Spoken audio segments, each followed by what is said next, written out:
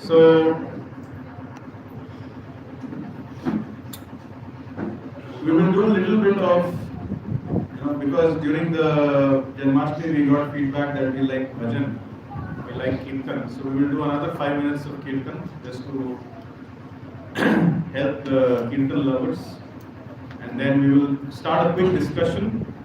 I hope everybody has their course book with them. The Bhagavad Gita, have you brought it today? You have not? Okay, those who have not received it, you have to collect it from the bookstall after making the payment if you haven't. So these two books are our course books. Today is the first session, so that's fine, but maybe from next session everybody should have these two books. Okay, so I will just chant some mantras. For your information, kids class is happening parallelly. All the kids can go inside that kids classroom. Kids means anybody who is below the age of 13 or 14 is a kid. 13, 14 onwards, people can sit here.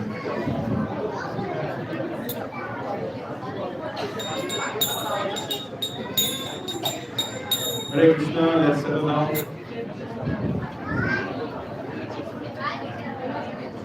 Namo Vishnu Padaya Krishna Krishnaya Bhutale Srimate Bhaktivedanta Swami Niti Namine Vishnu Padaya Krishna Krishnaya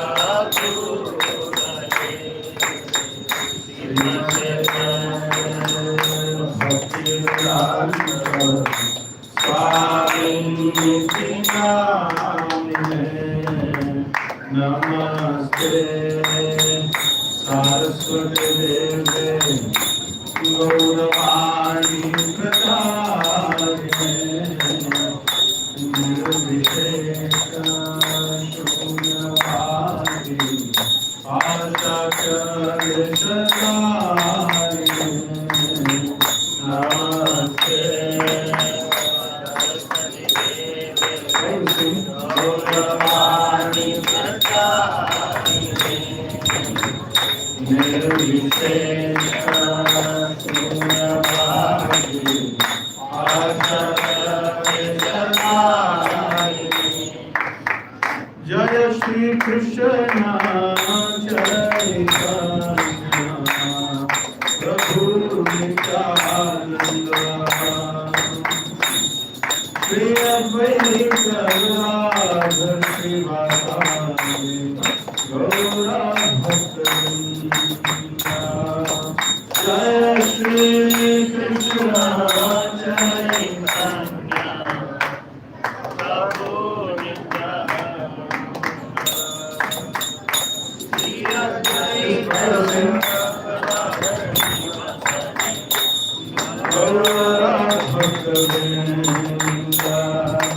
Jaya Shri Krishna Chaitanya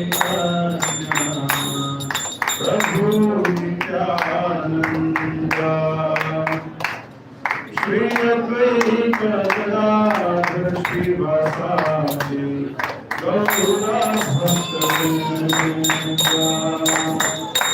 Jaya Shri Krishna Chaitanya Prabhu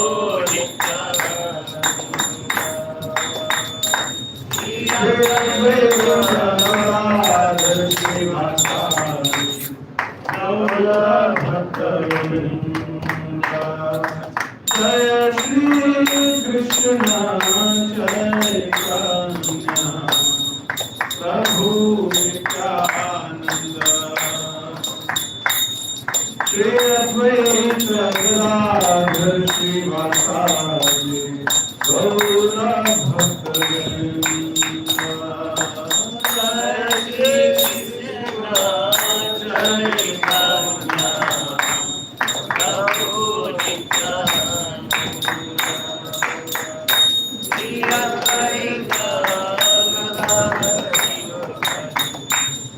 Jaya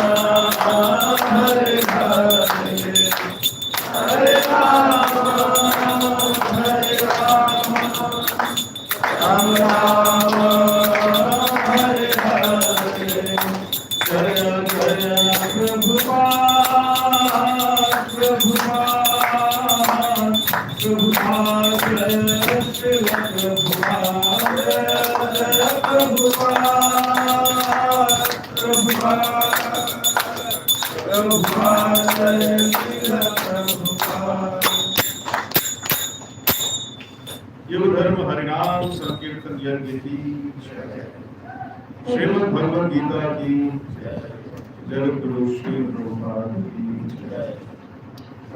Sorry for inconvenience here. Scooty number 9394, 3899 and 4849. These need to be reparked somewhere because we are expecting more vehicles.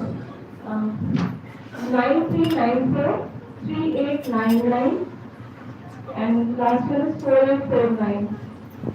Sorry for the inconvenience. But two-wheeler parking will be separate, so helping you out. There are volunteers to help you. Hare Krishna. So welcome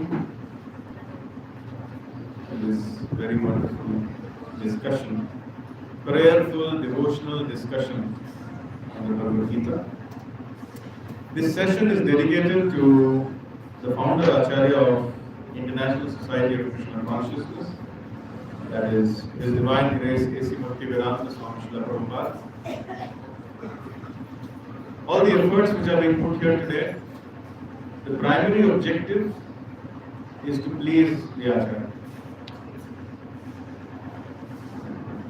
Every day at 4:30 a.m. in ISKCON, in every ISKCON center and temple, we do Mangal Aarti. We sing 8 verses in the glorification of the Acharya. The last verse says, Yasya prasadat bhagavad prasad, Yasya prasadat bhagavad prasado, Yasya prasadan nagati to. Dhyayan stuvam stasya yashastri sangyam vande groho Sri Jagannath. Yasya prasadat bhagavad prasad. If one is able to please the spiritual masters, the acharyas, that means Radha and Krishna are pleased.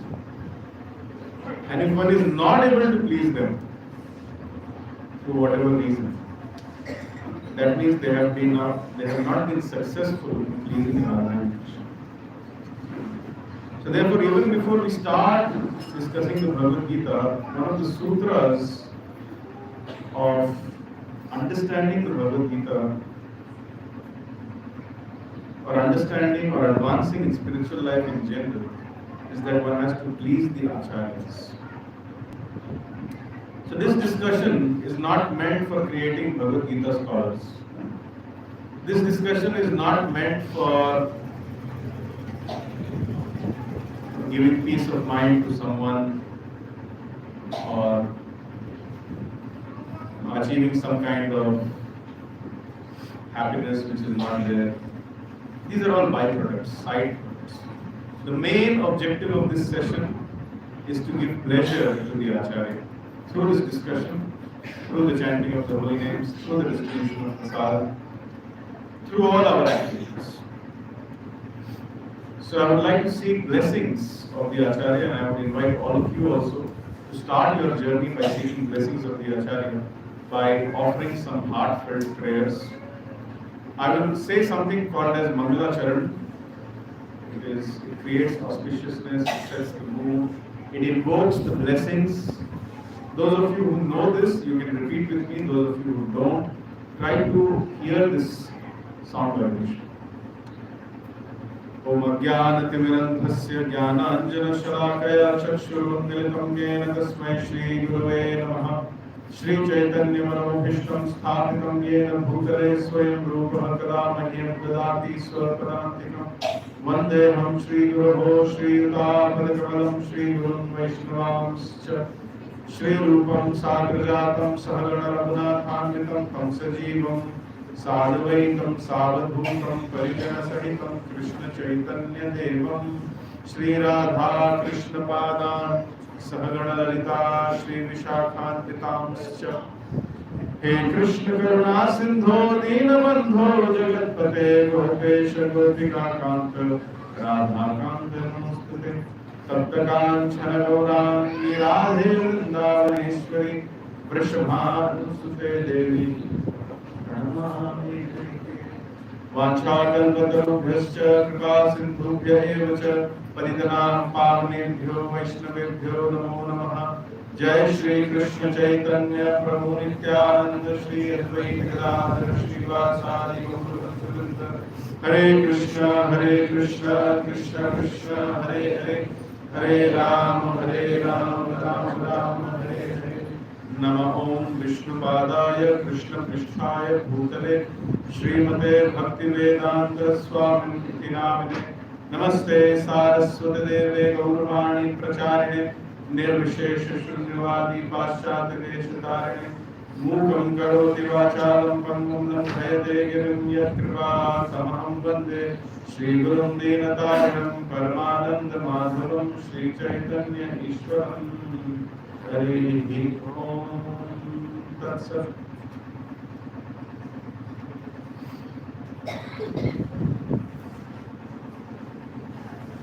Hare Krishna. So the title for today's discussion is Search for Happiness. This is a 6-session course in which every session is going to help you build some fundamentals, and in each session you will feel that you are more and more attracted towards the process of becoming a student of the Bhagavad Gita. You'll feel more and more attracted to the whole philosophy of Krishna consciousness. So how would you like this discussion to be done? Would you like to just hear from me the entire discussion and then go Or would you like to go in detail and have more interactions and discussions, but that will take more time? Would you like me to run through the whole session and finish everything? Or would you like to have a discussion-based approach, which may mean that we may not complete the syllabus in time? What do you want? You want completion of the syllabus in 6 sessions? Or you want to go in detail even if it takes 7 or 8 sessions, doesn't matter. Which approach you want? Approach A or approach B? Anybody for approach A? Nobody. Everybody wants to understand nicely and okay. So the agenda for today's discussion is as follows. We will discuss how all of you are very special. We will discuss there are 2 kinds of happiness, 2 kinds of problems. The title for today's discussion is Search for Happiness. How does this search for happiness end? What is the permanent solution? And in the end, we will do a group chanting activity. So how many of you already think that you are special? Please raise your hand. Okay. No offense, but why do you think you are special? What is the reason?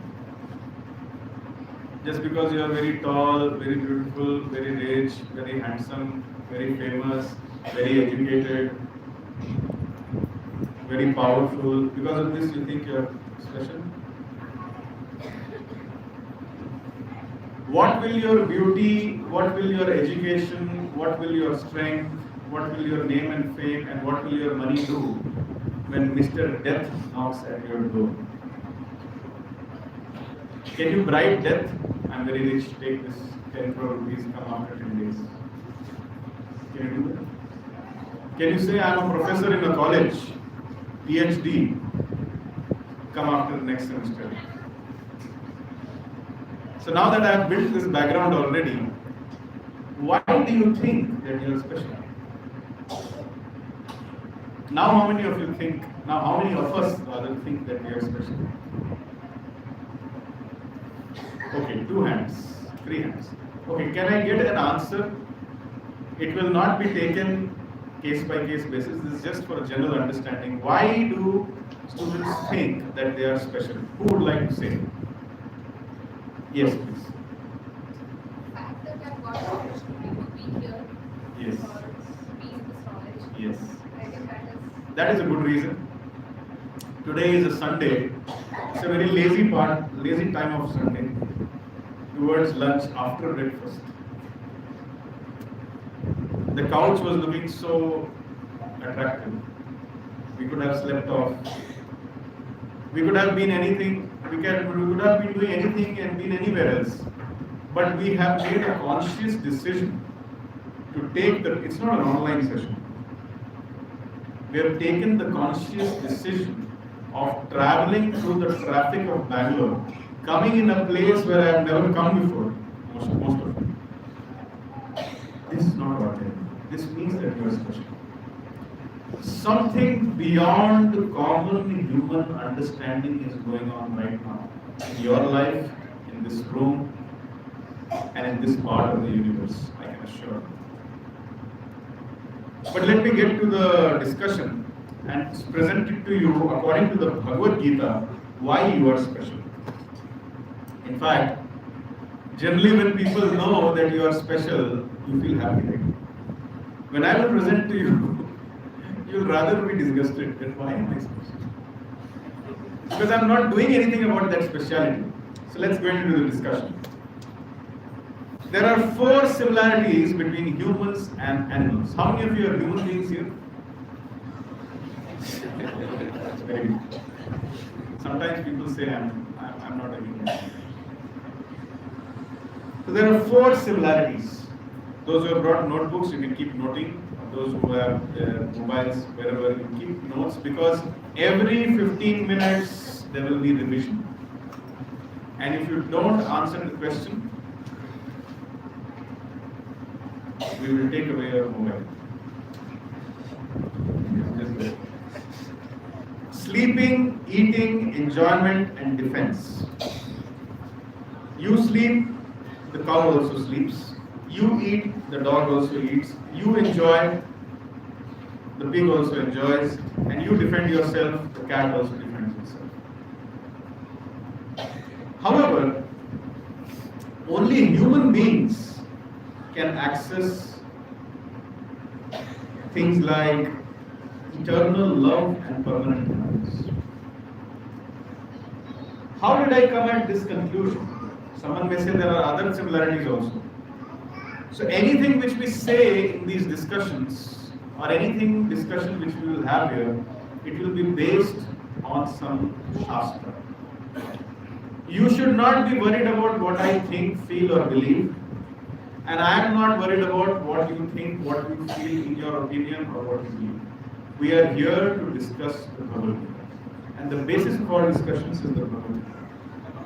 So, in the Hitopadesha, the introduction, verse number 25, this has been told. Ahara nidra bhaya maithunam cha samanyam etat pashubhir naranam dharmo hitesham adhiko vishesho dharmena dhina pashubhir samanam. Let's try to decode this. Ahar, nidra, bhaya and maithuna.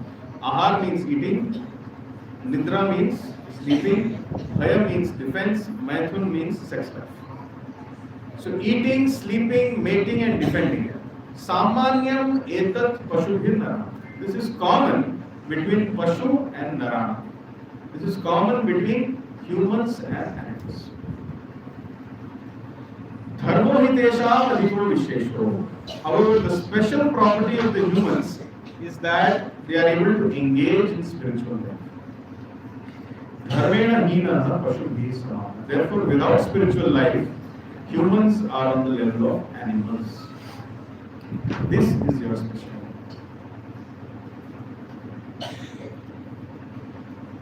Our schools, our universities, our societies, they only encourage eating, sleeping, mating and defending. Today I have eaten rice and rasam, tomorrow I want to eat biryani, day after that I want to eat jalebi, after that I want to eat, the list continues. Today I am sleeping on the floor, tomorrow I want to sleep in my apartment, after that I want to sleep in Rashtrapati Bhavan, then I want to sleep in the Burj Khalifa. And the different ways of eating, the different ways of sleeping, the different ways of mating and the different ways of defending is called culture. And somehow the society feels the more you struggle and the more we try to perfect this eating, sleeping, mating and defending, that is called advancement. Actually, that is not advancement. Advancement comes when you rise above eating, sleeping, mating, defending and paying your bills. Human life is not just meant for these four activities. Human life is meant for something higher. So therefore, in fact, if you will see, the animals are able to do these seed activities better than us. Who can sleep better than a bear? And who can eat better than an elephant? Who can mate better than a pig? And who can defend better than a tiger in this room?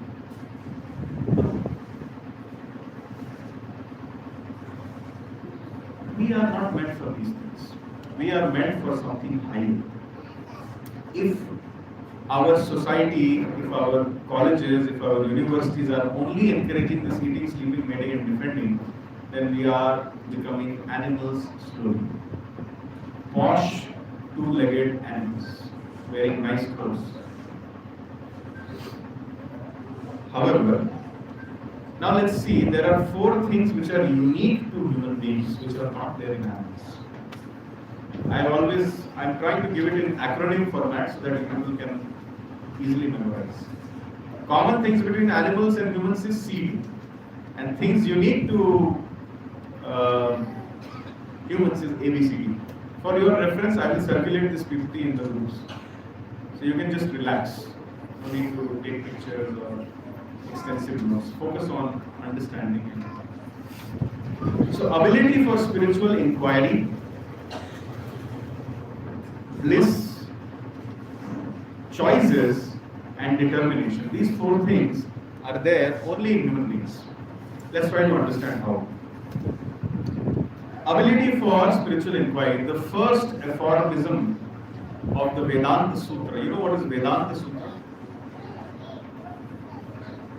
The summary notes of the entire Vedic literature is called Vedanta Sutra. Suppose you have studied a book for 2 years, and then just to revise before the examination you have made notes of 10 pages. Who will be having the capability of understanding those notes? Anybody who has not studied the book, simply by reading your notes, will they understand?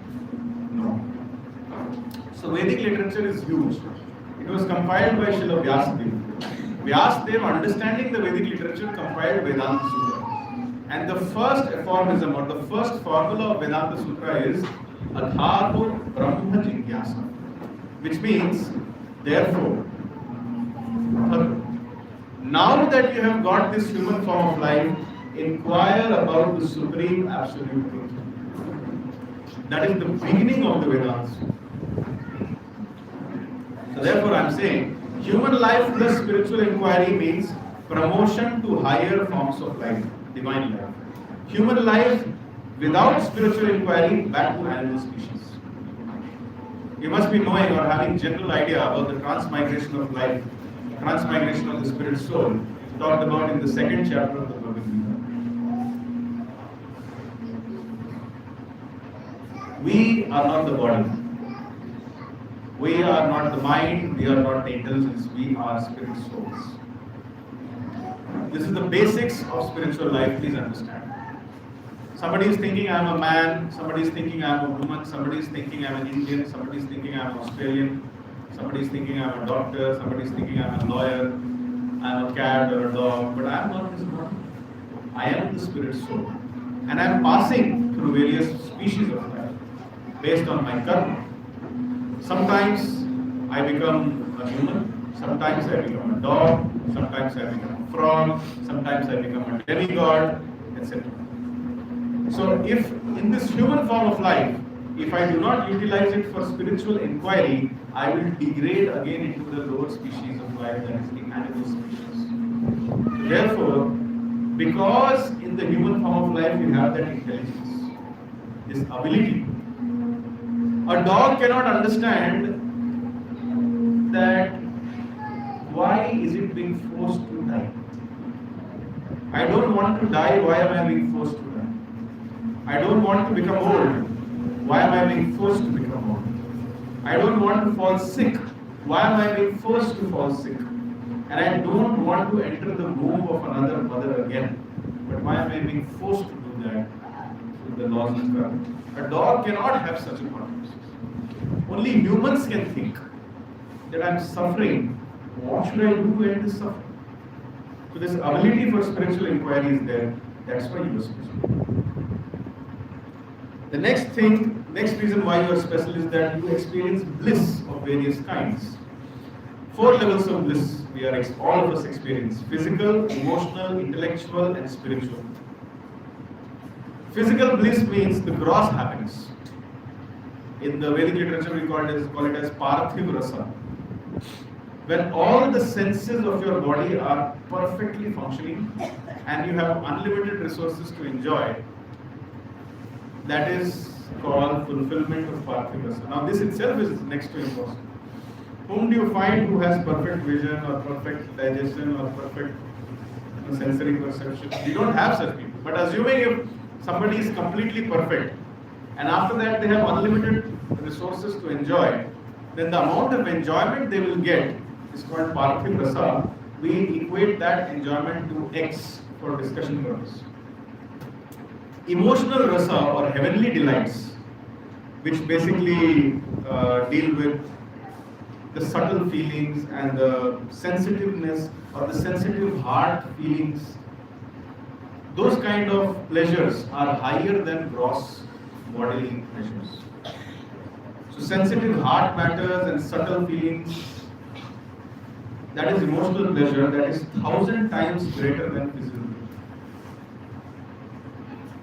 pleasure. Now 10,000 times greater than emotional pleasure is the intellectual bliss, which is called as the Brahman Rasa. Sometimes we see that people who are involved in doing something, they become completely oblivious of the whole world.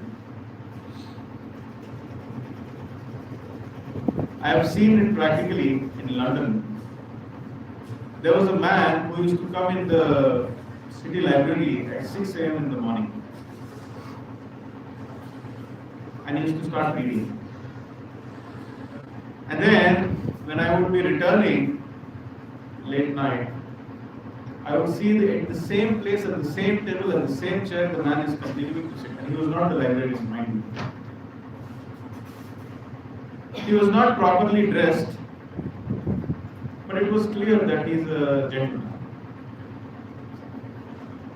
Once I inquired that does he eat anything, does he leave, does he come every day, they said that once he enters the library, he doesn't get up.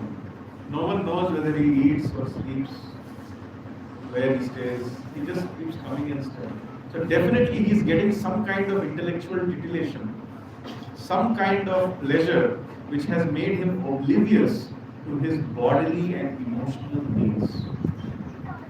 Definitely some nourishment he is getting by which he is able to overpower the bodily and emotional requirements. He is where, these kind of people, we call it as the Brahman Rasa, where they are very aware and they are able to analyze their life from a third party perspective. So this kind of pleasure, which is only unique to humans, is 10,000 times higher than emotional pleasure. And higher than emotional pleasure is the spiritual pleasure, or as the Bhakti Rasa. This intellectual pleasure, or the Brahman Rasa which we are talking, is just a drop in ocean when it comes to spiritual pleasure. Physical bliss, 1,000 times physical bliss is emotional bliss. 10,000 times emotional bliss is intellectual bliss. And this intellectual bliss is just like a drop in the ocean of spiritual pleasure. So therefore, if you categorize physical, emotional, intellectual and spiritual, the highest pleasure is which pleasure? It's a very sad thing that around 99% of this planet does not engage in this spiritual pleasure. Most of them, they end up at the physical level. Eat nicely, sleep nicely, mate nicely, defend nicely, pay your bills nicely, die. So that is the sad situation of the society. That is why we conduct these Gita classes. So, ability to do spiritual inquiries, experience various kinds of bliss. These are unique to humans. Third is choices. See, animals do not have any freedom or free will. They just react. You give them a situation, they'll just react. They are governed by their instincts. But a human being can choose his instincts. This choice, this ability of making choice is there in the human existence. So human beings who do not respond but just react, obviously they are animals, are like animals. But if they evolve further, when they understand, for example, if I am giving you a 500 rupee note, and if you are not accepting it, this money belongs to whom? Me. I'm giving you, you're not accepting. Similarly, if I'm hurling some abuses towards you, and if you don't accept it, then these abuses belong to whom? To me. This is called response. But animals can't do this, they will react. You raise a stick at a monkey, what will the monkey do? Gnarl its teeth, try to jump upon you, bite you.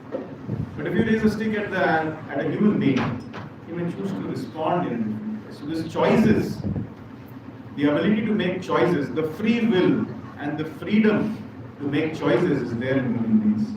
And lastly, determination to do all these things, A, B and C. One needs determination for spiritual inquiry, one needs determination for being fixed up at the platform of spiritual bliss, one needs determination to respond and not react. One may say the animals also have this determination. Yes, but animals have determination only for seed activities. They are fully determined to eat, sleep, mate and defend. This kind of activity, determination only for sense gratification, the Shastra calls, the Bhagavad Gita calls it as prayers, instant sense gratification. Determination to do instant sense, 2-minute noodles, 2-minute, what is that kind of food called? You just boil it for 2 minutes and ready to eat. Kaliuga means 2 minutes. Everything I want instantly. If I have come to Gita class today only, I should become almost at the level of Gautam Buddha. That is called prayers. Shreyas means I am persistent, I am patient. Not just in this life, but maybe in next life also. That kind of determination to continue acting, continue doing the right thing at the right time, again and again, continuously, without being affected by the results. That is called Shreyas. This kind of determination is possible only in human, not in animal. So now you tell me, what are the 4 things which are common between animals and humans? You have to raise your hand and tell, no shouting. Yes. What is seed? Okay, she's told only sleeping and eating. Other 2? You have to raise your hand and tell. Enjoyment and defense. So these 4 things are common. What 4 things are unique to human beings? You have to raise your hand and tell. Yes. Sorry? Bliss. Okay. Some ability. Okay. Okay, anybody can add to it? Bliss, choices, yes. Ability for spiritual inquiry, very good. Bliss, choices, and on the screen. And animals belong to prayers category, where they want everything instantly. Do we also want everything instantly? We should understand what kind of human beings we are.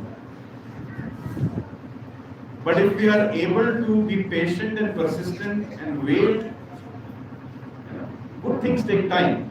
How many of you have grown a dry fruit tree, kaju tree, kishmish tree? How many years it takes to give a kaju? It takes a lot of time. Good things take time. So we need to be having that kind of determination. That is called Shreyas. Prayers encourages sense gratification. Shreyas increases path towards liberation. So humans have these 4 unique things. Now, question comes. What if we only do seed? We don't do this ABCD. What will happen? Whole world is doing seed only. Why should I have spiritual inquiries? The answer is, if we do this, we'll be like this. Very well educated, but actually animals. And because we are not meant for eating, sleeping, mating and defending exclusively, these are all our parts of our life, but they are not the goals of our life.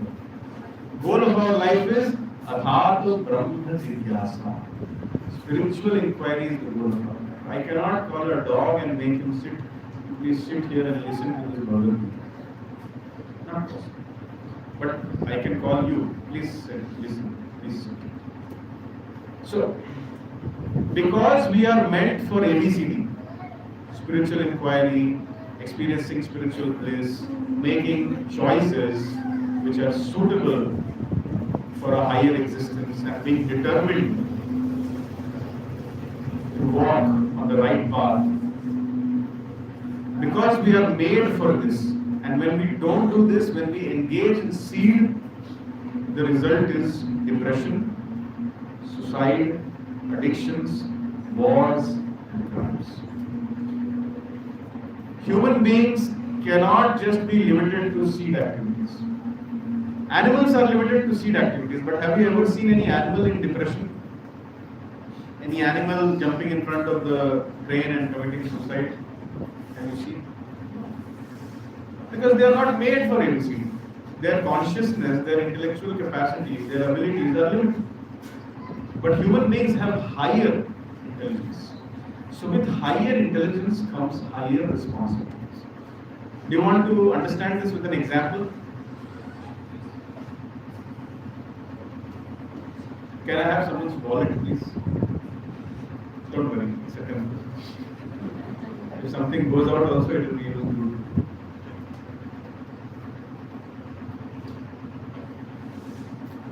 Now we are going to examine this one.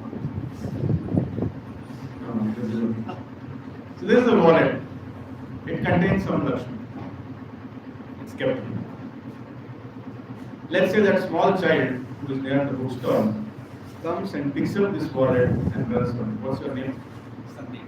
Sandeep. So what will Sandeep sir do? Huh? His eyes will be following, then he will go behind the child and he will tell the child that this is my wallet, please give it back to me.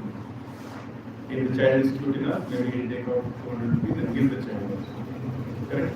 Now what is your name? Suppose this wallet was earlier taken away by the small child. Now Sandeep's wallet is taken away by Rahul. What will Sandeep do?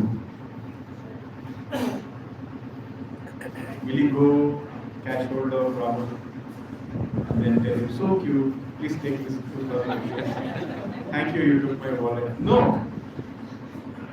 Sandeep will behave differently with the child and differently with Rahul. Why? Because Rahul has advanced intelligence. The child doesn't. So, with advanced intelligence, if he does activities which are not suiting, then he will end up in trouble. Depression, suicide, addictions, wars, and crimes. Are you able to understand what I'm trying to say? With higher abilities, with higher intelligence, comes higher responsibilities. And when you do not fulfill those responsibilities, you enter in trouble. Do you want your work? I thought he is best. So, human body, if dedicated only for seed activities, will end up in depression. So all the depression, war, crime, rape, addictions which are happening, it is due to the fact that there is a lack of spirituality. There is no lack of anything in this whole creation. The only thing which is lacking is self-realization. You can clean the Ganges as much as you want. But until you clean the hearts of the people, they will make it dirty again. Similarly, you can do as much administration as possible. But until unless you fix this missing link, the lack of spiritual practices, until you fix this, no matter how much so-called social welfare you do, you cannot change anybody's karma. You cannot reduce the lust, anger, greed, illusion, enviousness and attachments in the hearts of the people by distributing roti and sabzi. It's not possible. So you have to bring them to spiritual life. That will solve all the problems. So therefore, the highest social welfare is to connect people to God. Because God consciousness, Krishna consciousness, is the solution to all problems. How? We will discuss later. So therefore, human body can be compared to a very nice car, a luxury car. Animal body can be compared to a tractor. Imagine if you use a luxury car like BMW to plow the field. What will people say? That is what we are doing. We should not waste this human form of life. So therefore you are special. Your life is not just meant for sense gratification. Your life is meant for Brahma Jigyasa. And if you don't do it, it is misuse of the human form of life. Till now, this much is clear to everybody. Any discussion, any questions, any disagreements, any challenges, you ask. All of you are with me? Yes. Thank you very much. Can we go to the next agenda? Two types of happiness. Why? Because this session is called Search for Happiness. So first we have to understand what is the happiness we are looking for. Let's listen from the Acharya. This is from the Bhagavad Gita. I am quoting this from the Bhagavad Gita. Srila Prabhupada says, every one of us are searching after happiness, but we do not know what real happiness is. We see so much advertised about happiness, but practically speaking, we see so few people happy. This is because so few people know that the platform of real happiness is beyond the temporary things. It is this real happiness that is described in the Bhagavad Gita by Lord Krishna to Arjuna. Such profound and deep words. Please buy this toothpaste which has salt and you will become happy. क्या आपके toothpaste नहीं हो? Please buy this villa just for 3.2 crore rupees and you will become happy. Please buy this bike and you will become happy. Please buy this undergarment, अंदर fit तो बाहर भी fit, and you will become happy. See, the degree to which lies is being served to us left, right, and center.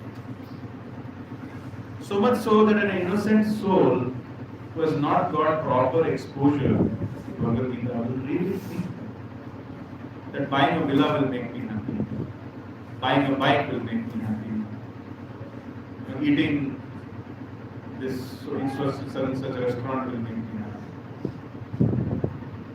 this undergarment will make me happy. So funny now. Was that Sunny Deol coming wearing that banyan and saying another fit? As if I wear that banyan, then my life will become very happy. So let's understand what is real happiness. I have seen the richest people unhappy, the most beautiful people unhappy, the strongest and the most influential people unhappy, the most educated people committing suicide, the most famous people spiritually starving. That means it is for sure that this name, fame, beauty, strength, education, money, it's somehow not filling the void in the heart. So let's try to understand what is happiness. There are two kinds of happiness, some acronyms for you again. Permanent happiness, temporary happiness. How many of you want temporary happiness? Please raise your hand. No. How many of you, you want temporary happiness? Okay, so, thank you. How many of you want permanent happiness?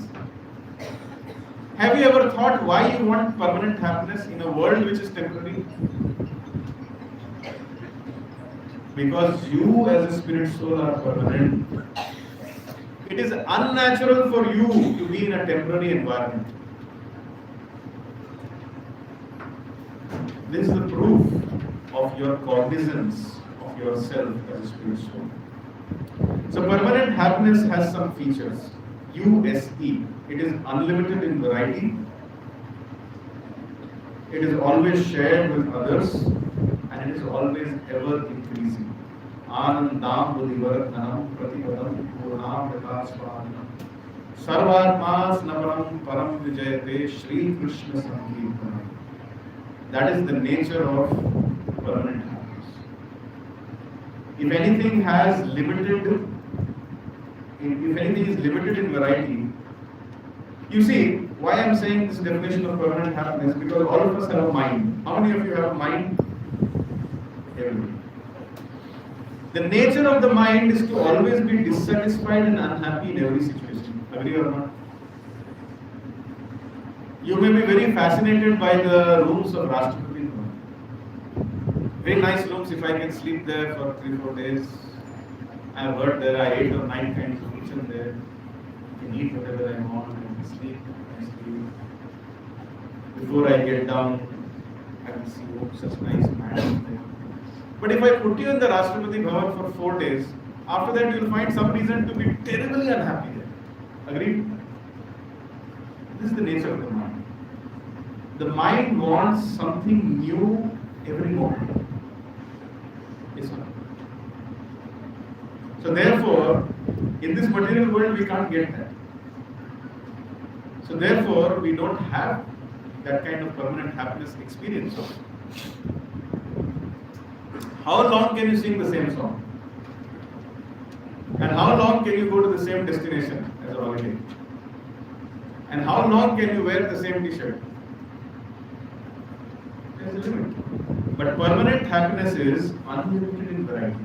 Every day, something new, ever fresh, again and again. And it is always, it cannot be relished alone, it is always shared with others and it is ever increasing. On the other hand, see the definition of temporary happiness. It has a beginning and an end. There is a very nice verse in the Bhagavad Gita where Lord Krishna says, Yehi samparsh jab hoga dukha yonaya evate adya antavant kaunteya nateshu ramte. Lord Krishna is telling to Arjuna that whenever the senses combine with the sense objects, senses are Jnanendriyas and Karmendriyas. Jnanendriyas means vision, smell, hearing, taste and touch. Similarly, there are Karmendriyas, which I will not discuss now. So, what is the sense is to see? What is the sense object? Something beautiful. The sense object for the eyes is something beautiful to see. Sense object for the ear is some gossip or some beautiful sound. Sense object for the taste or tongue, I hope you are understanding. So Lord Krishna is saying that yehi samparsa jab hoga. As soon as senses combine with the sense objects, dukha yonaya eva. Immediately one is sure to suffer in future. That means if you try to enjoy at the physical platform using your Jnanendriyas and Karmendriyas with sense objects around you, you are sure to suffer in future. Why? Because this sense gratification will lead to frustration. Adya antavanta kaunteya nateshu ramate. Why it will lead to frustration? Because this kind of passionate sense gratification at the level of senses and sense objects, it has a beginning, adya, antavan, it has an end.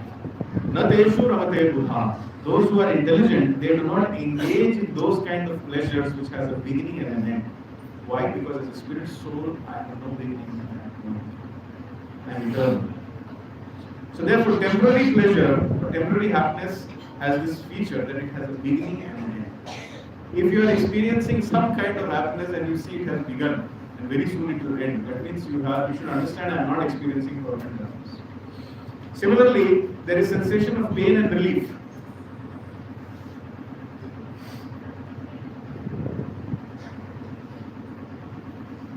Sometimes a prisoner, the head of the prisoner is dumped in water for 40 seconds, 50 seconds, and when he starts gasping for breath, immediately it is taken out for 5 seconds. Then again, until he reveals his intentions. So 40 seconds when he is inside the water, that is pain. And 5 seconds when the reduction of pain happens, he thinks it is relief. So temporary happiness means whenever the degree of misery reduces, we start thinking this is happiness.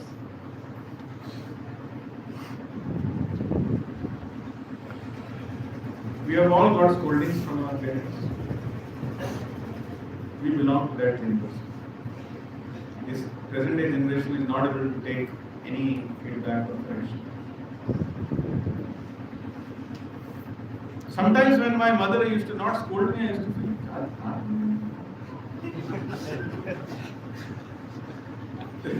So for me, getting scoldings every day suffering. And one day when I don't get scolding, that is bliss. Now you tell me, is that wisdom? Somebody getting 10 slaps every day, if they, one day they got 2 slaps, they are thinking, today is a nice day. So that is temporary happiness. And after all, it is limited. It's very limited. You can't explore it much also. So I'd like to tell you a short story, which is from one of the books called as Srimad Bhagavatam. Look at this picture.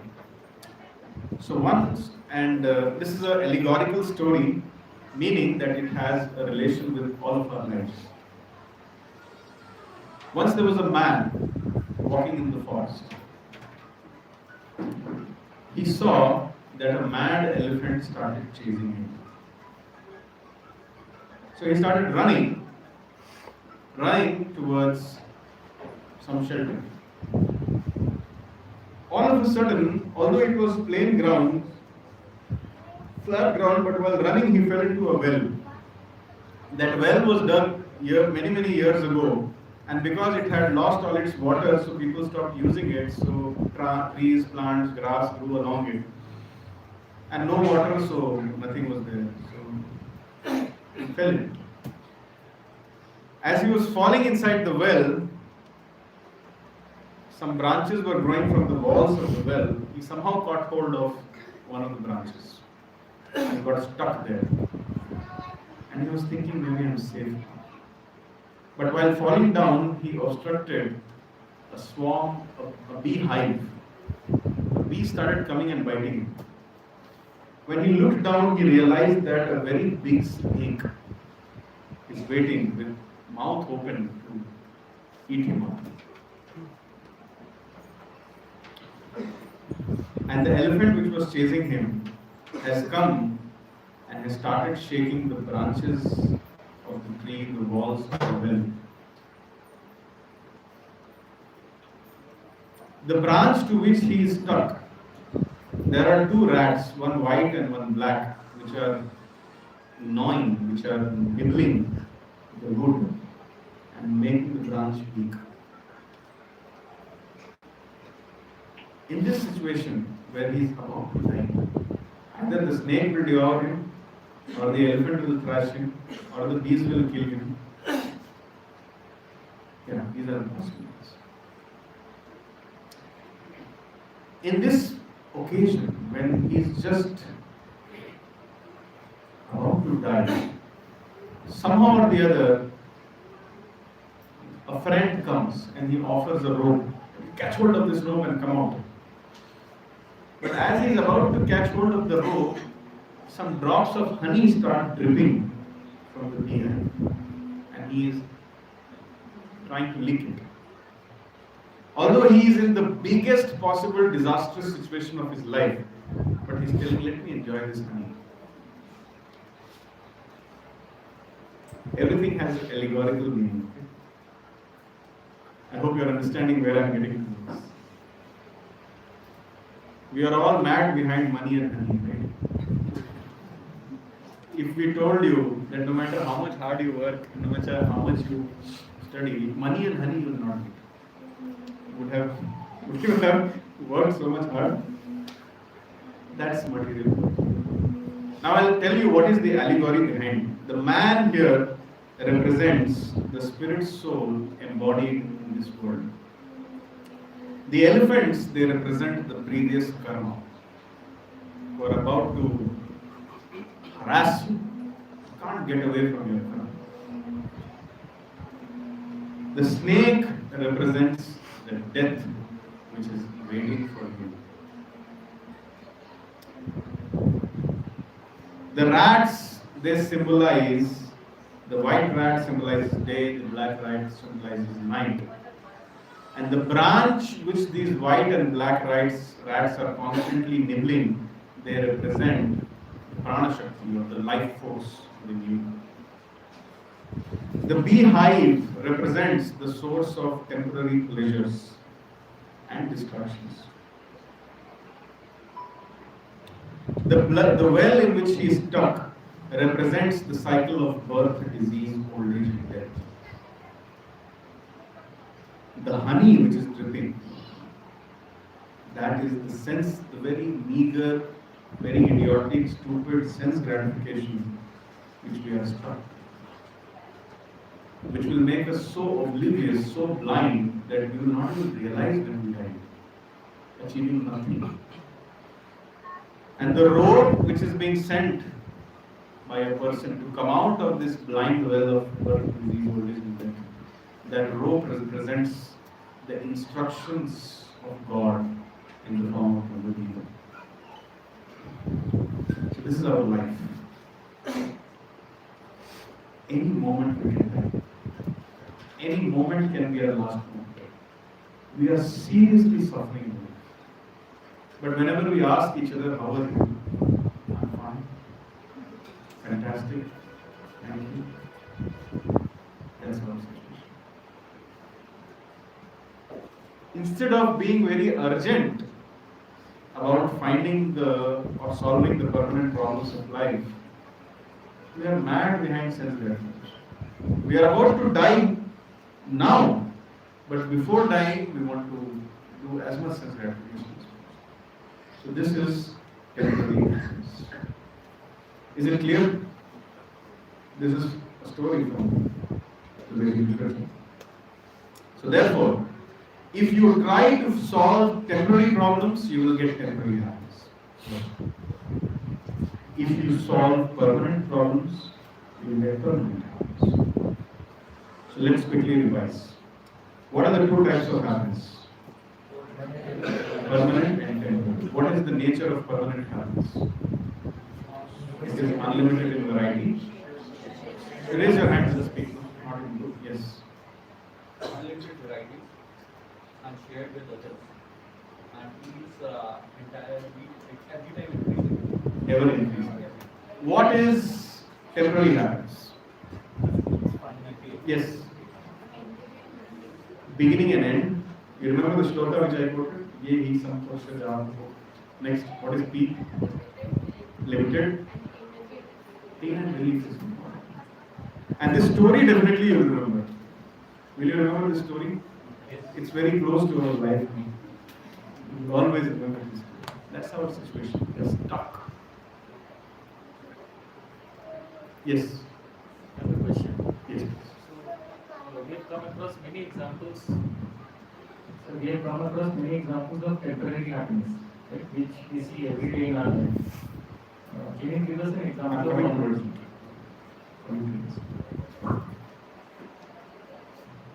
So this much you understand that if you struggle to solve temporary problems of your life, you will get temporary happiness. Now this much understanding you have that if I solve the permanent problems of our life, I'll get permanent happiness. Now this calls for a discussion. What is temporary problem and what is a permanent problem? There are two kinds of problems. Are you all with me till now? Yes. Let's discuss the temporary problems. The nature of the temporary problems is that they are relative. One man's happiness is another man's distress. If I have a toothache, who is in distress? But there is one person who becomes very happy. Oh, you're so intelligent. Similarly, when it starts raining, the vegetable vendor or the vegetable hawker feels, oh, today nobody will come to buy. But there is one person who is gleaming with happiness. Who is that? Wow. You are very intelligent. How do you know all these things? Oh, that is great. Umbrella seller is very happy. So, temporary problems is relative. I'm trying to make a point here. If you say, let's say, traffic is a problem for you, but it may be a source of bliss for someone else who works in the traffic. Are you able to understand? This is a temporary problem. It's not a permanent problem. So if you try to solve these temporary problems, you'll get temporary happiness. And secondly, the nature of these temporary problems is that it passes. I tell you a short story which I heard from my grandfather. There was a king who approached a saintly person, a sadhu, let me put it very specifically, a student of Bhagavad Gita. This king asked this student of Bhagavad Gita that please summarize the whole knowledge you have in one line. So what this saintly person did, he wrote something, put it in a nice box and gave it to the king and said that open this box when you are too much in distress or when you are too much in bliss. Time passed. Times changed. The king came in too much of distress and too many problems. So at that point of time, he opened the box. He remembered the saintly instruction. He opened the box. And there was one line written, this too shall pass. He got a lot of consolence. And then again, just like the seasons change, the bad times change. And then a point came where he was so happy that he could not control his bliss. Then again he remembered the saintly instruction. Then he again opened the box. What he saw? This too shall pass. So that is temporary problems. Now, what is a permanent problem? Can we have a short discussion before I show you the answer? What do you think is a permanent problem? You think of any problem in your life and measure it at this scale, scientifically, analytically, and tell me, do you have any permanent problem in life? What could be a permanent problem? Why we are discussing this? Because when we solve temporary problems, we get temporary happiness. We want to end the search for happiness. We want permanent happiness, right? Are you with me? Have you not lost the context, right? So, what is a permanent problem? Okay, I'll show you the answer. If any problem satisfies these three criteria, it's a permanent problem. C and M. What is it? It should be common to all, without exception. No one should want it, and no one should be able to do anything about it. Now tell me, are there any permanent problems in your life? What is it? Fear of death. Death is a permanent problem. Let's analyze. Does it happen to everybody? Are you sure? Yes. Okay. No one wants it. Let's be honest. Who wants to die? Nobody wants to. Third, can anybody do anything to avoid death or overcome death? Some research we have done. Now we are immortal. Is it possible? Yes or no? Chalo, let's. You people are intelligent. In some batches, people say, yes, it is possible. We are trying. It's like giving a post-dated check. I'm a beggar and I'm giving a post-dated check of 1,000 crores to you. It's possible. Hey. Tell me one man in the history of human civilization who has not died. Or will not die in future. Everybody who has taken birth has to die. Somebody has not taken birth, maybe it's different. But everybody takes birth. So death is a permanent problem. Any other permanent problems?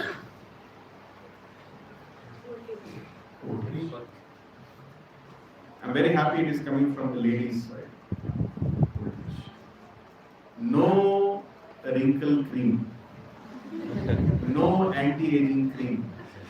No Fair and Lovely. And no whatever, I don't know all the products which are there in the market.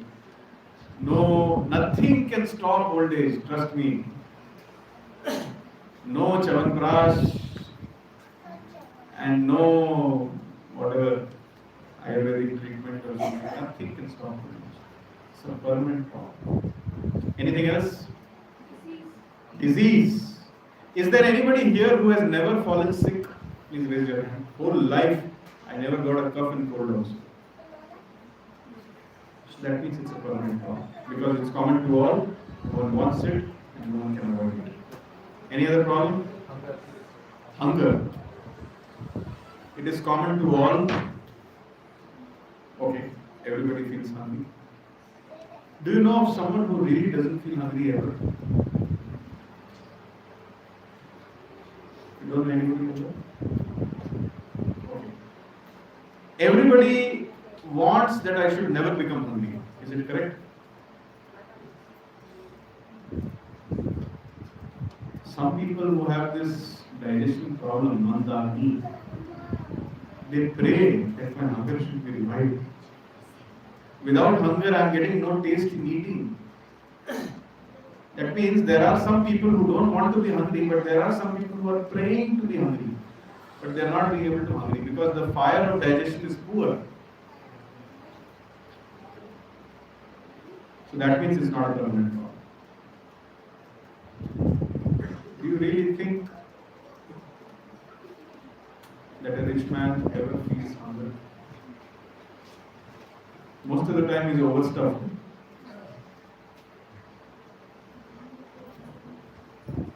Confession.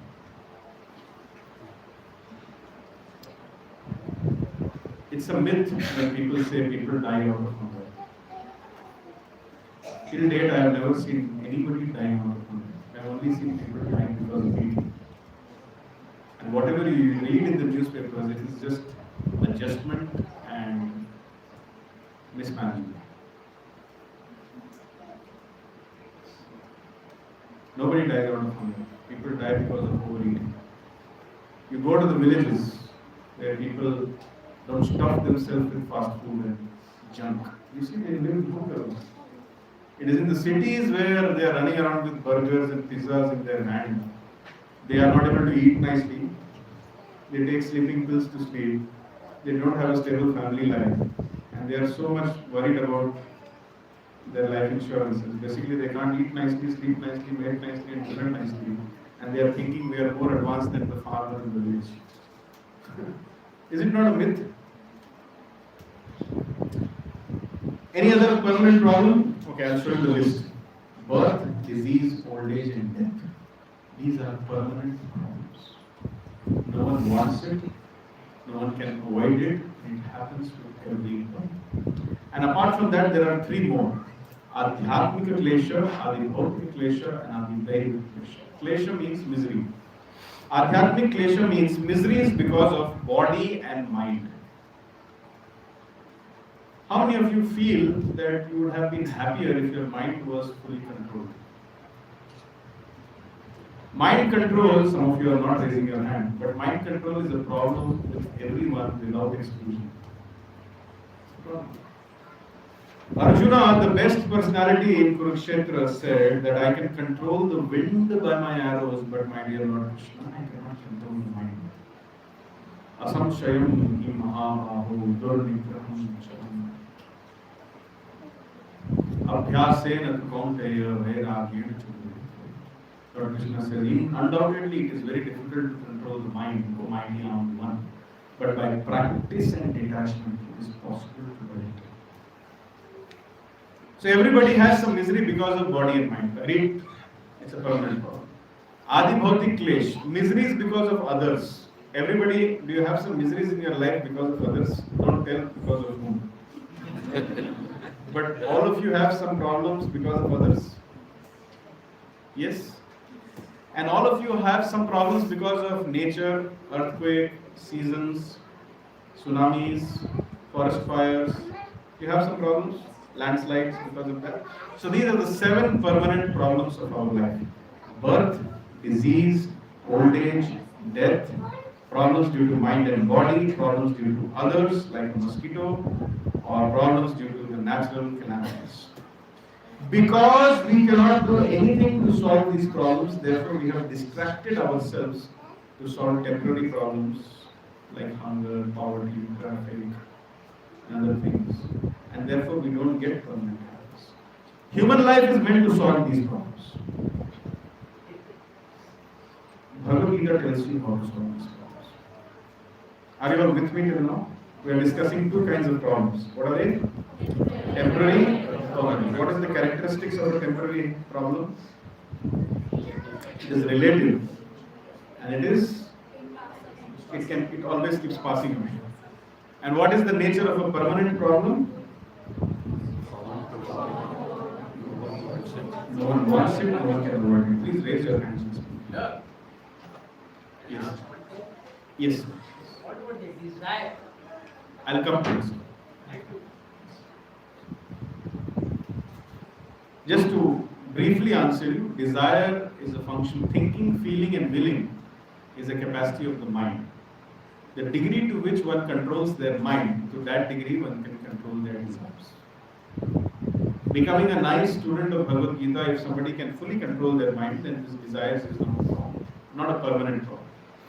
Someone may be a very lusty person, and somebody may have conquered their lusty desires. So in that way, it's not a problem common to all. So desires is not a permanent problem. So if we solve the permanent problems, we get permanent happiness. Now there are some things called as superficial solutions. For example, if I have a boil in my hand due to some impurity in the blood, and then there are two kinds of solutions to the boil. First solution is you apply a cream. So the boil will go from here, but it will come here. It will come here. It will come here. How many places you will keep applying the cream? The root cause solution is to find the foreign particle or to find the contamination in the blood and cure it.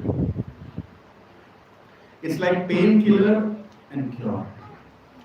You have a disease, a painkiller will mask the pain or mask the disease, but will it cure? No. It will rather intensify the disease if you don't take the cure. So cure is more important than the painkiller. So similarly, there are some superficial solutions to the problems of life, and there are some permanent solutions to the problems of life. We have to try to make the permanent solutions to the permanent problems of life. Are you all with me till now?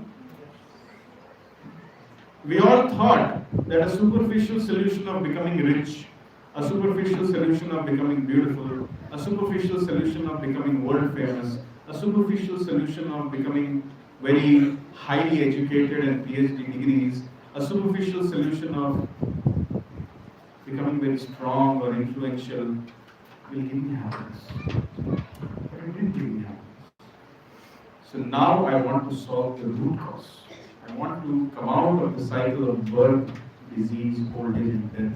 And only then I can be happy. Does it make sense? Would you like to do a small group activity? Small group exercise. Discuss how scientific advancement for sense gratification gives only temporary happiness. What you can do is each row become one group. All the people in one row become a group. Decide a representative of the group amongst yourself. Take 5 minutes time and discuss how scientific advancement is. We are not against scientific advancement. A knife is neutral. A knife in the hand of a surgeon will cure diseases, but a knife in the hand of a thief or a murderer will kill. So scientific advancement is neutral. However, people of Kali Yuga with uncontrolled minds and lust, anger, greed in their heart, in the present day situation, how scientific advancement is being done only for the purpose of gratifying the senses. Now, how this scientific advancement for gratifying the senses gives only temporary happiness, you have to prove. For reference, you can refer to page number 25 of the orange book which you have, Journey of Self-Discovery. If somebody does not have, you can collect it from the bookstall by giving your name and number. You can take it. Or else, if somebody has in your group, can you make rows? We will ask 60 to prove it to us after reading and discussion. It's a discussion activity. You have to discuss amongst yourselves. It's not an individual activity. Please discuss and make a presentation of 2 minutes how scientific advancement for sense gratification is making life horrible, filled with only temporary happiness. Please take 5 minutes. Hare Krishna.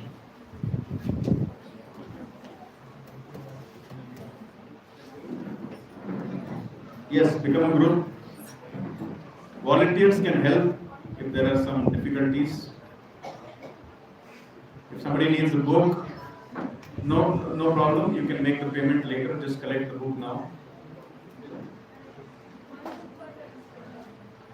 One book. Oh, yeah.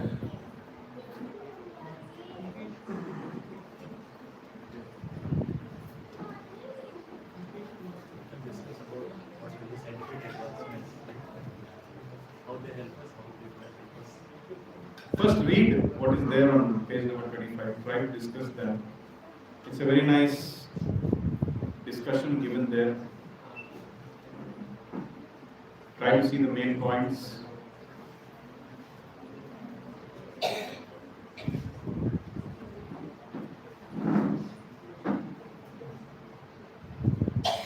The section of temporary happiness, the first part. Scientific advancement for sense gratification. Anybody who doesn't have a team, please raise your hand.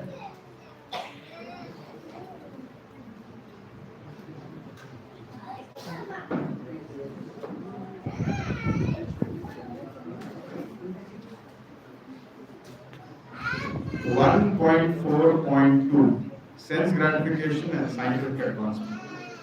It has three subparts: temporary patchwork, superficial solutions create bigger problems, the illusion of greater control, and then one question: are sense gratification and scientific advancement bad?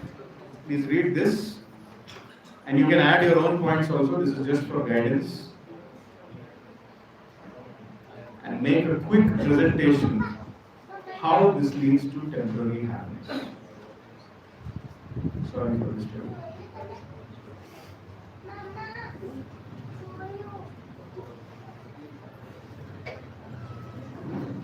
Volunteers can see if somebody is having any difficulty or not having a team.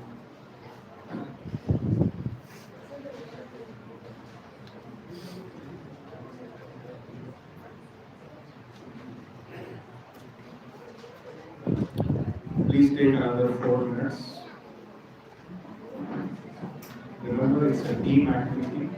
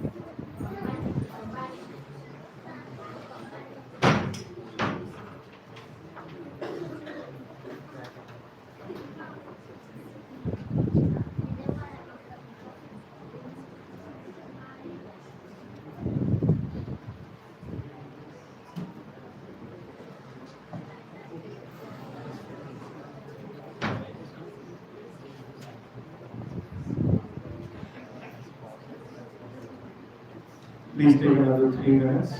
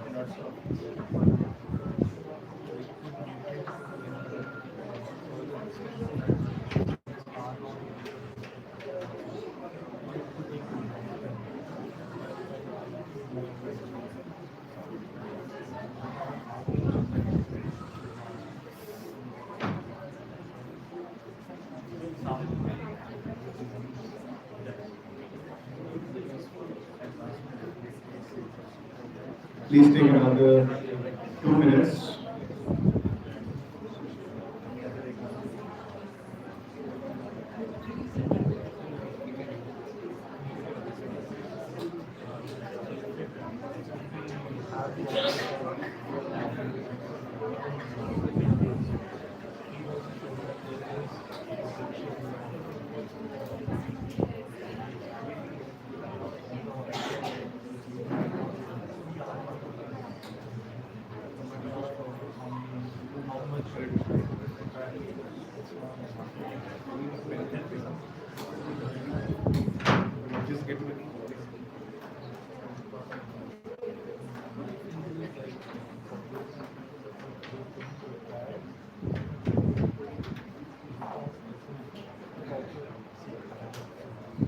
I hope you are discussing, trying to arrive at some conclusion.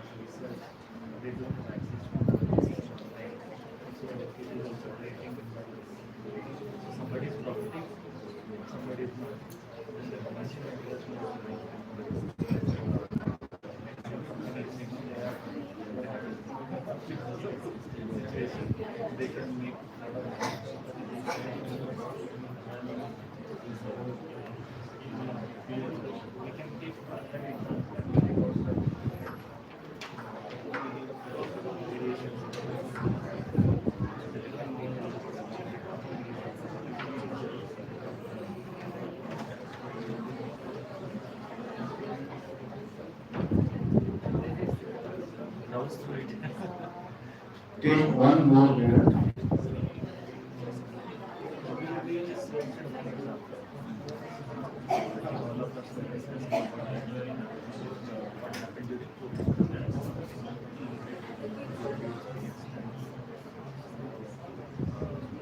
And then vaccines came which whether it is leading to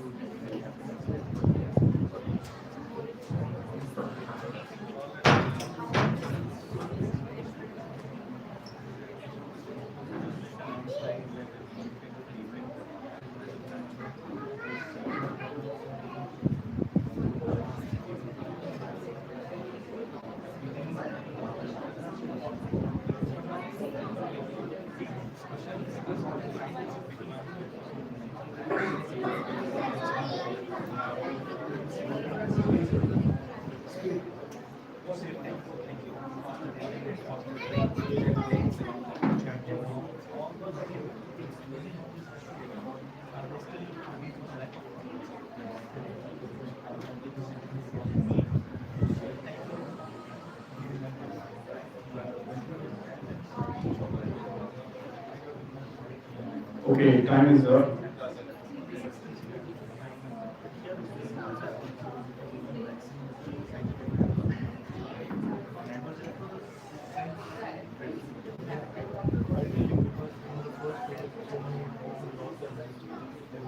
Thank you very much. Hare Krishna, Krishna Krishna, Hare Hare, Hare Ram, Ram Ram, Hare Hare.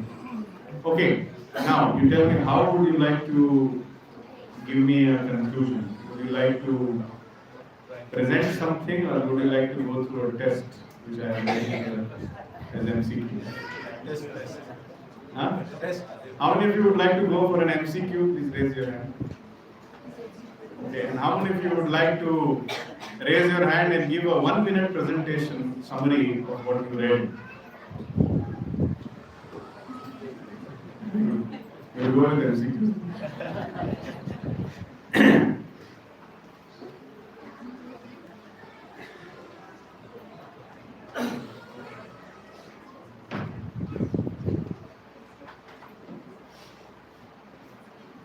Are you able to see my screen? Okay, no prompting based on what you have read, not according to your opinion. based on what you have read. Whoever knows the answer from a team will raise hand. What does sense gratification mean? Pleasuring our mind with objects of enjoyment, pleasuring our ears, eyes, nose, tongue, skin with objects of enjoyment, controlling our senses, or none of the above. Raise your hand. Okay, who raised the hand in the last? We'll give the third chance. Yes. Yes, sir. B. B. Pleasuring our eyes, ears, nose, tongue, and skin means all the five jnanendriyas. When you are trying to give pleasure to it, that is called sense gratification. Everybody agrees with him? Oh, next question. Which of the following animals is trapped by its eyes? A. Moth. B. Deer. C. Bumblebee. D. Elephant. Raise your hand and answer. Okay, you raise the hand first. Moth. How does the deer get trapped? Sorry? Okay, how does the bumblebee get trapped?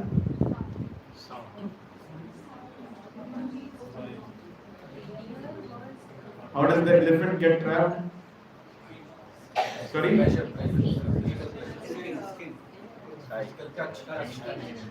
Female elephant. Yeah. Okay. Question number 3. By the way, moth is the right answer. Imagine these animals, as it is mentioned in the text, they have one sense which is creating a problem. Human beings have all 5. And we say, how are you? Fine. Thank you. Very good. What is the fate of humans who simultaneously let loose all of their 5 senses according to the Niti Shastra? Option A, they become enlightened, like Gautama Buddha. They achieve permanent happiness. C, they are trapped and they suffer. And D, none of the above. It's my life. I will live the way I want. Yes. C, they are trapped and they suffer. But their social media profile pictures, they say that.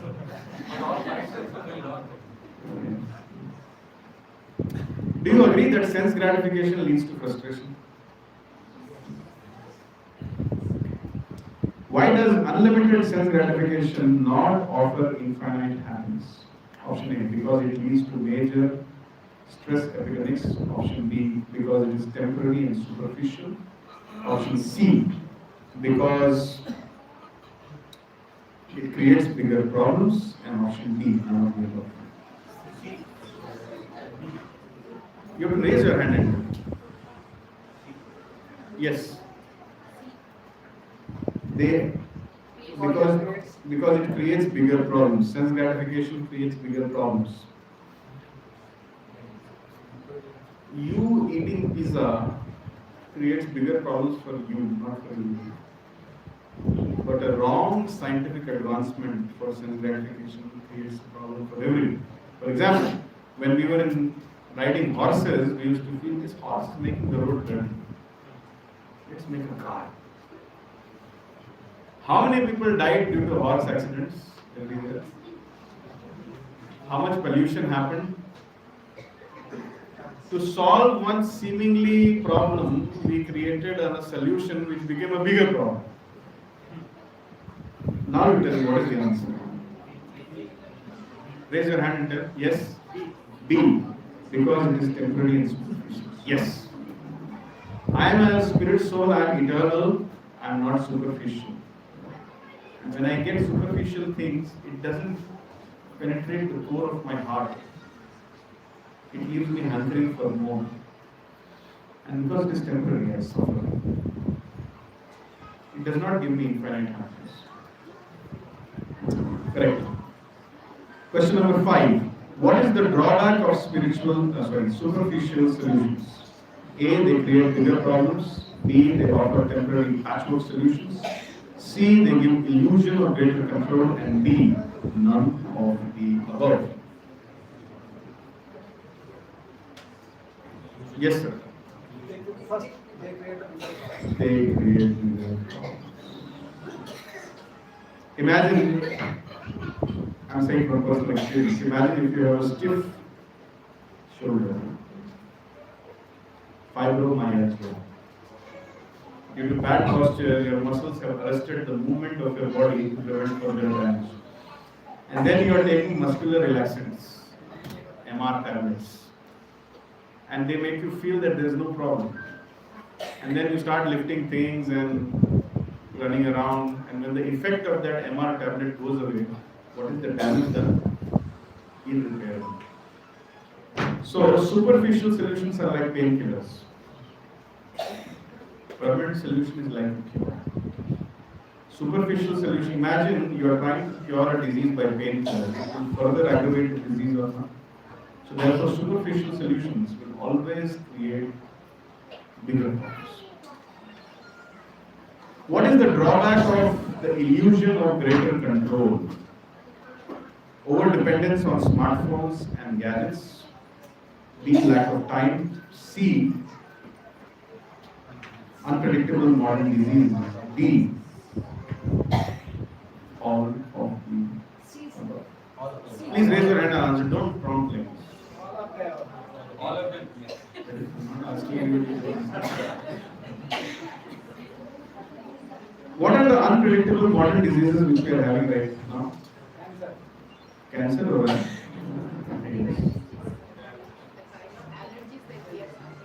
Allergies become. Which is the most common addiction these days?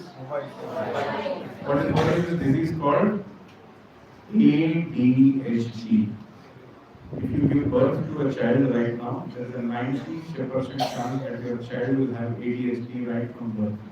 Attention Deficit Hyperactivity Disorder. This was unknown when we were children.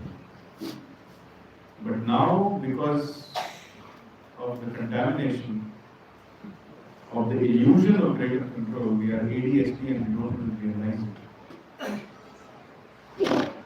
Okay, so like this, the questions are unlimited, the time is limited, so I'll stop here now. You like this exercise? This discussion helped you understand more? It helped you? Okay. Now in the next 10 minutes we end our discussion. Don't mind. Search for happiness ends. We need a permanent solution. कब तक खुशी की खोज जारी रहेगी? At some point of time, I need to be in a situation where I am happily ever after. How many of you want to be happily ever after? Please raise your hand. Some of you are not raising your hand. That's fine. But I know in the core of your heart you want to be happily ever after. Please open to 8th chapter of the Bhagavad Gita, sloka number 15. You may not open, but it is here on the screen also. So in case if you are not able to see 8.15, open in the Bhagavad Gita. Please repeat after me. Mamupetya punarjanma Dukkhalayam shashvatam Napnuvanti mahatmanah Samasiddhim paramam gatah.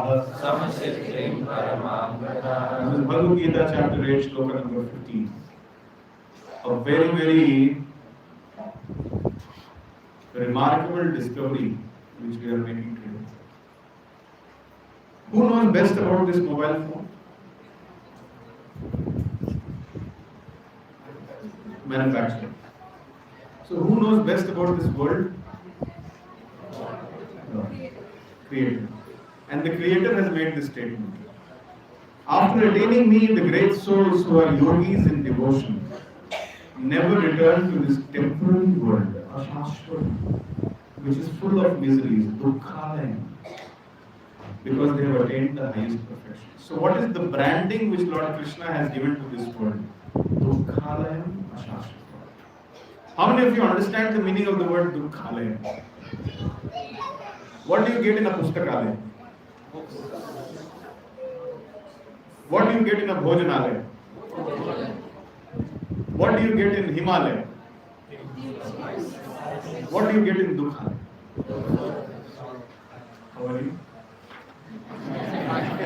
Fine, thank you. Is Krishna pessimistic to make this statement? This is the reality. This world is a place of misery. Factually speaking, my spiritual master, my Guru Maharaj, says that this world is like a toilet. Finish your business, get out. How many of you would like to go with your Kurlon mattress in your toilet, put an incense stick there, and then sleep there and reside there for the rest of your life? Nobody. In this world, this is a world of birth, death, old age, disease, adhyatmic, adidevik, adibhautik kleshas. That is the design of this world, and your superficial solutions are not going to change this design. No matter how much communism, socialism, Marxism, fascism, or Xism or thatism you do, you will never be able to change the design of this. So the solution is as follows. How many of you think Lord Krishna was on drugs when he made this statement? By mistake, galti se mistake kar diya. So the solution is as follows. Search the right thing in the right place. Suppose you have lost a very valuable ring outside. But because there is no light outside, you are searching for the valuable ring here in the temple. Will you ever get it?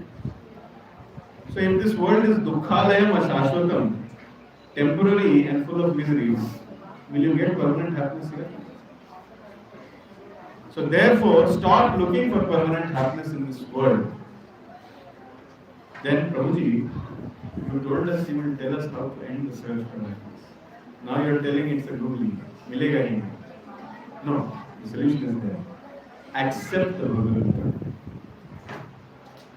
The Bhagavad Gita doesn't tell you that if you read the Bhagavad Gita, if you chant Hare Krishna, you will not have any problems in life. Please listen to me very carefully. This is the crux of the whole session.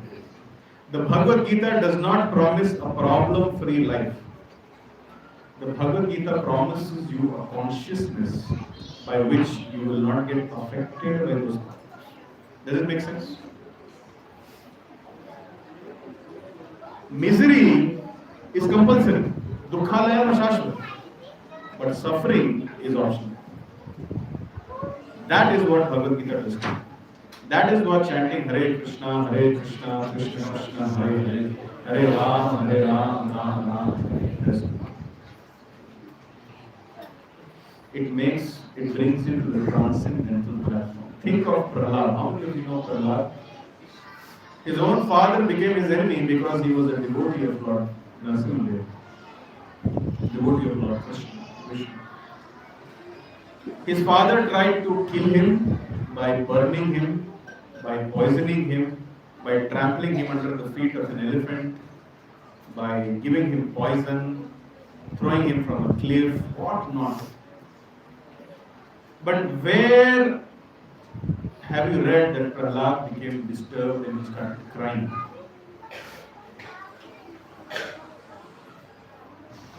Where have you read? Imagine if somebody tries to do this to you. Today I poison you, tomorrow I throw you from a cliff, after that I try to burn you, and after that I try to put you under the feet of an elephant. Will you cry? Yes. You will run away. What was so special in Prahlad that he was surrounded with? How many of you have the kind of problems which Prahlad had? Please raise your hand. Father issues, family issues, or office issues, which are as serious as this. None of us have such serious problems, but all of us are crying more than Prahlad. Why? Because Prahlad had a transcendental consciousness, Divya Chetana. That Divya Chetana, which is beyond the modes of material nature, higher than mode of goodness, higher than mode of passion, higher than mode of ignorance, is possible by making a relationship with God. So therefore, the final solution is to connect with God. If you have a connection with God, if you have a connection with Krishna, you will be transcendental to all the problems of life. See, permanent happiness comes from permanent love. permanent happiness comes from permanent love. Tell me a relationship which you have where somebody is loving you unconditionally, without any motivation and without any interruption. Think and tell.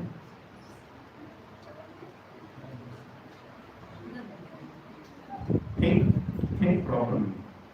Because I'm going to ask questions.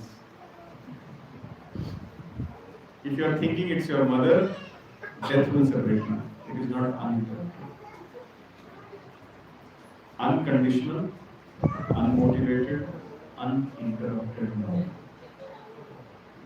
I want, from millions and billions of lifetimes, I'm looking for a relationship where I want someone to understand me 100%. Even I don't understand myself 100%. But I want someone to understand me 100% and reciprocate with me 100%. And do that in an unconditional, unmotivated way, uninterrupted way. Who can do that? Yes, you are raising your hand. God. Sir, God. There is nobody else other than God who can do that. Please repeat with me, chapter 15, shloka number 15. Sarvasya chaham hridi sannivishto mattah smritir jnanam apohanam cha vedaischa sarvair ahameva vedyo vedanta kritveda eva chaham. O Arjuna, I am seated as per Mark 9 in everybody's heart, and from me comes knowledge, remembrance, and forgetfulness. By all the Vedas I am to be known. Indeed, I am the compiler of the Veda. I am the compiler of the Vedanta and the knower of the Vedas. Even when I was a pig eating stool, that means when I was in a pig's body, when my soul was in a pig's body eating stool, at that time also God was there as Paramatma. Every lifetime I had different mother, different father, different brother, different sister, different husband, different wife. But in every life, Krishna was there. My mother started loving me when I came in the womb of my mother. But when I was not in the womb of my mother, at that time who was loving me? Who can understand me 100%? I don't know my past lives, but Krishna knows my past life. He knows my future decisions also. I have not done anything to please Krishna. But in every lifetime, he makes arrangements to maintain me. This is called unconditional love. What does he want from me? Is Krishna mad behind my Rasgulla, Puri and Kachoris? No. He is being served by millions and billions of Lakshmis in the spiritual planets. He doesn't want anything from me. He really doesn't want anything from me. And even death cannot, kabhi out of immaturity, kasme waade khate hain. Death, till death make us apart. Uske pehle something else makes you apart. Maybe one message makes you apart. These days, death cannot make you apart with Krishna. You will forget your previous life, but Krishna will not. So the permanent solution to end the search for happiness is this. Accept the instructions of Bhagavad Gita. Stop looking for happiness in this material world. Look for happiness in your relationship with God. Dog cannot make you happy, but God can make you happy. I have nothing against dogs. Those who are dog lovers. But dog cannot make you happy. Otherwise, one who had 10 dogs would have been the happiest man. God can make you happy. So therefore, I conclude with this discussion. Tesham sadata yuktanam bhajatam priti purvakam dadami buddhi yogam tam yena maam upayanti. Bhagavad Gita chapter 10 shloka number 10. To those who are constantly devoted to serving me with love, I give the understanding by which they come to me. If we become devotees of Krishna, He will give us the intelligence by which we can go out of this material world, go out of the cycle of birth, death, old age, disease and death, Go back home, back to Godhead, that spiritual world where we spirit souls belong. Clear?